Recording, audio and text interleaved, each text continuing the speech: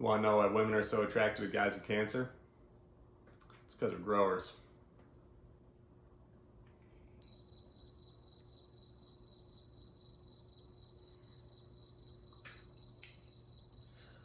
Or maybe it's sympathy, or more realistically, maybe every cancer patient's mileage may vary like everything else, but the reality is that cancer can pretty seriously screw up your sex life, and I'm going to tell you how, why, and maybe what we can do about it. Now, this isn't me just complaining about my personal dry spell right now, sorry girlfriend, or using my personal anecdotal evidence from last time I was diagnosed with cancer. I've actually talked with dozens, if not hundreds, of other cancer patients and their partners about this, and it's seemingly ubiquitous. Cancer can fry your sex life. It is the ultimate cock block. So let's get into the 3 reasons why and see if there's any way we can break it down to help us maybe move past it during or after your treatment. Also, if you don't know me, I'm not just some sexually frustrated cancer patient. My name is Mike Linn, and while I do have stage 4 melanoma, I make these YouTube videos to help me with my own mental health, to get information out to my friends and family, and to connect with the cancer patients and their loved ones so we can create more engaging conversations about what it is like to live with this disease, even if the conversations aren't that fun, like why don't I have a sex drive? So the first reason why cancer patients might lose their sex drive is probably the most obvious one, and that would be physical limitations. Cancer is a disease that can and probably will ravage your body regardless of what your diagnosis is. I mean, for example, even in my first diagnosis, which was much more innocuous than the one I have now, I had to have surgery immediately. They removed a lymph node in my groin, and I was bedridden for a month. Right now, I've been suffering from side effects for the better part of a month, and basically all I can do is sleep, no moving around, not having any sex. But those are pretty mild. I mean, there are cancer patients who are having internal organs removed, who are having cancer affect, their junk, who are having, months, if not years of downtime, or having serious complications and side effects that may prevent them from ever having sex again.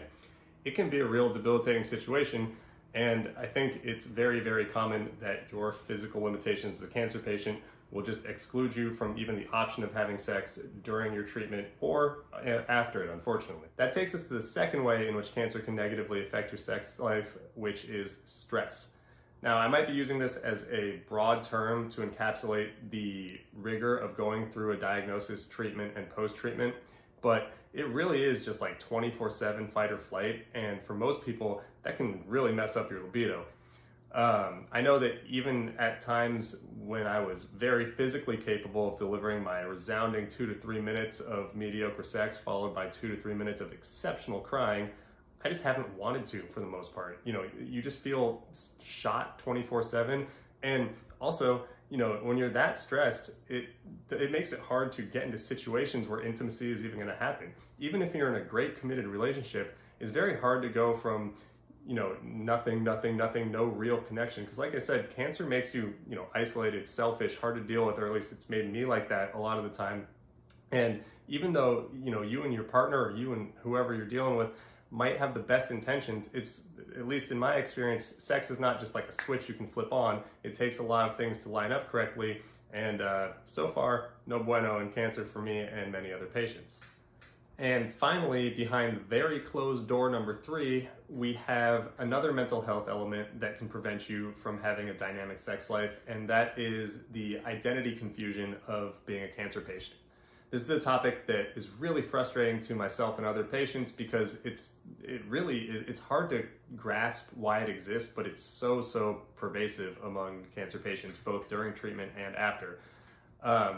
When you go through cancer, it kind of flips your identity upside down, and you are just, you're a sick person all of a sudden. And I've talked about this in other videos, and I've had people say, oh, well, cancer might just be something that you're dealing with and you can get through and then you'll go back to your life. In my experience, that's not really the case. Once you've dealt with something this traumatic, especially if it's as serious as my diagnosis or other people's diagnosis, it sticks with you. It kind of warps how you view yourself. And for me personally, sex is a very emotional act. As much as I want it to just be physical at times, especially right now when I think I would be capable most times, I don't view myself as, a sexy person. I don't view myself as viable to my partner, which I know in some senses is not true. My partner's very attracted to me. We typically have a healthy sex life, but you just don't feel like yourself. You don't feel like you're living your own life. And, you know, especially when you're going through the really stressful portions of cancer, it's like sex is the farthest thing from your mind because you're not feeling good about what you're doing. So it's almost like, you know, why would someone be attracted to me?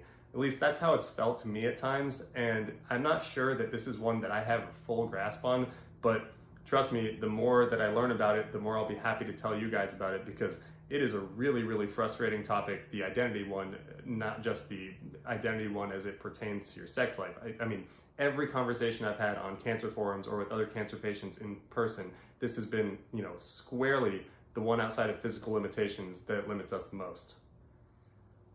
So what do we do about all this not doing it? Are there answers? I mean, yes, there are in some situations, but you're gonna have to address them on a unique, you know, person-to-person basis. If you're physically limited, whether it is temporary or, you know, long-term, you might want to talk with your partner about alternatives to traditional physical sex, or have an open and honest conversation about what is limiting you now and how you think it can go better later. But, you know, there's a lot of variables there. Similarly, if you're just super stressed out, there's no like terms on when that starts and ends, and it might be something that requires a little bit more mental health work, whether it's going to see a therapist, having those open and honest conversations with your partner or the other people you're sleeping with, or, you know, journaling or whatever it is. You might have to just put the work in or let yourself rest. Same thing goes for the identity thing. It's something that just takes time and effort. And like I've referenced a few times in my most recent videos, I think it's important to understand that when you're a cancer patient, both during and after treatment, your job is to let yourself recover so that you can try and live the most life that you can during and after. And for a lot of people, sex is a big part of their normal life, and you want to get back to being healthy. But it's like anything else, whether it's, you know, working or athletics or your social life or your sex life, you probably have to take it in moderation and build back, and then see what you're working with at that point in time. I wish I had better answers than that, but honestly, this is a tough situation. It's a tough conversation, and again, it's one more that I think is really useful to talk about, because it's one of those things that doesn't get brought up often in the scope of what you should expect when you're diagnosed with cancer. So if you like this video, please like it and or subscribe to my channel. It really helps me grow the channel and continue these conversations with other patients and their loved ones. And yeah, that's all I got for today. I really appreciate you tuning in. Can't even speak as I end this, but I'm still gonna do it. No cutting here. I will talk to you guys next time. Thank you so much. Bye.